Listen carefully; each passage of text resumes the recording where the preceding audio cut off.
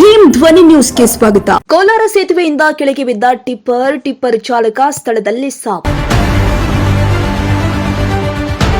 Cleaner ಅದೃಷ್ಟವಶಾತ್ ಪಾರು. ಬೆಳಗ್ಗೆ ಹಾಗೂ ಕೋಲಾರ ನಡುವೆ ಕೃಷ್ಣಾ ನದಿಗೆ ಅಡ್ಡಲಾಗಿರುವಂತಹ ಸೇತುವೆ ಬಾಗಲಕೋಟೆ ಜಿಲ್ಲೆಯ ಬೀಳಗಿ ತಾಲೂಕು ಹಾಗೂ ವಿಜಯಪುರ ಜಿಲ್ಲೆಯ ಕೋಲಾರ ಸೇತುವೆ ಮೇಲೆ ಚಲಿಸುವಾಗ ಕಾರಿಗೆ ಗುದ್ದಿ ಸೇತುವೆ ಹಾರಿ ಕೆಳಗೆ ಬಿದ್ದಿರುವಂತಹ ಟಿಪ್ಪರ್ 3 ಕಿಲೋಮೀಟರ್ ಇರುವಂತಹ ರಾಜ್ಯದ ಅತಿ ಉದ್ದದ ಸೇತುವೆ ಮೇಲೆ ಘಟನೆ ಜರುಗಿರುವಂತದ್ದು.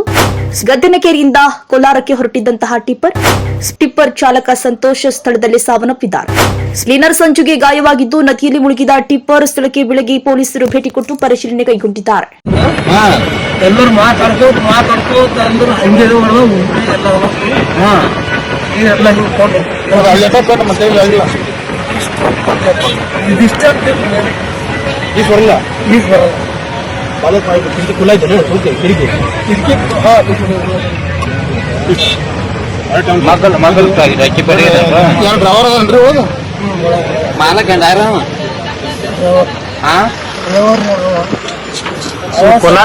ಕೋಲಾರದಿಂದ ಬಾಲ್ಕೋಟ್ ಹೊಂಟಿದ್ರಿ ನೀವು ಈ ಕಡೆ ಗದ್ದನಕೆರೆಯಿಂದ ಬಾಲ್ಕೋಟ್ ಹೊಂಟಿದ್ರಿ.